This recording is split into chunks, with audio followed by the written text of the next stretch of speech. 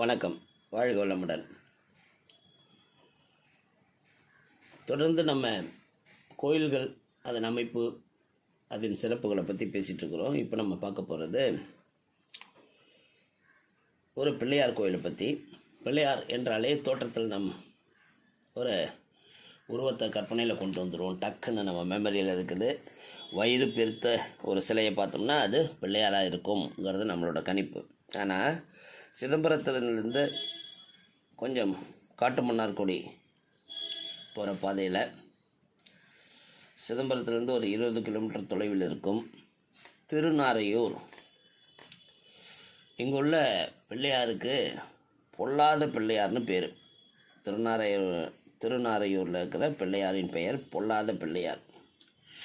எல்லா ஊர்லேயும் பிள்ளையார்னா தொந்தியும் தொப்பையுமா காட்சியளிக்கும் பிள்ளையார் இங்கு மட்டும் ஒட்டிய வயிறுடன் காட்சியளிக்கிறார். அதுதான் இந்த கோயிலோட சிறப்பே.